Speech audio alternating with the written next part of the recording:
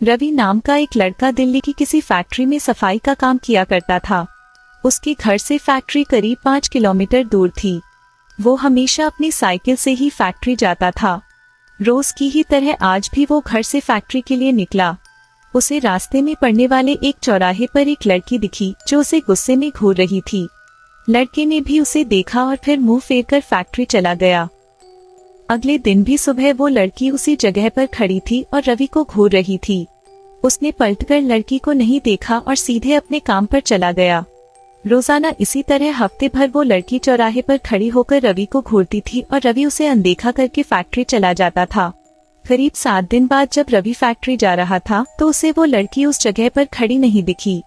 रवि के मन में हुआ कि आखिर क्या हुआ होगा कि वो लड़की वहाँ नहीं है। रवि ने सोचा कि उस लड़की से कुछ पूछने या बात करने में भी डर लगता था क्योंकि वो बुरी तरह से घूरती थी। इन्हीं ख्यालों के साथ वो फैक्ट्री पहुंचा और साफ सफाई करके शाम को घर लौट गया। वो लड़की 1 हफ्ते तक उस चौराहे पर नहीं दिखी। एक दिन जब शाम को वो लड़का घर पहुंचा तो उसे अपने बेड पर एक चिट्ठी दिखी। उसमें लिखा था, मेरा नाम प्रीति है। मैं तुम्हें 1 हफ्ते पहले रोज एक चौराहे पर दिखती थी। कल शाम तुम वहीं पर खड़े होकर मेरा इंतजार करना। उस चिट्ठी में एक फोटो भी थी जो उसी चौराहे पर खड़ी लड़की से मिलती थी। लड़की के मन में हुआ कि आखिर इसे मेरे घर का पता कैसे मिला होगा और ये चिट्ठी मेरे बेड तक कैसे पहुंची। इसी सोच के साथ वो सो गया।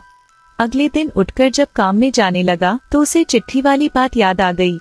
साइकिल से वो सुबह फैक्ट्री पहुंचा और दिन भर उसी लड़की के बारे में सोचता रहा। शाम को वो उस चौराहे पर पहुंचकर उस लड़की का इंतजार करने लगा। काफी देर हो गई लेकिन वो आई नहीं। रवि इंतजार करके थक गया था, इसलिए वो घर की ओर निकल गया। घर पहुंचते ही उसने सोचा कि क्यों न चिट्ठी पर लिखे हुए पते पर जाकर ही उस लड़की से मिल लिया जाए।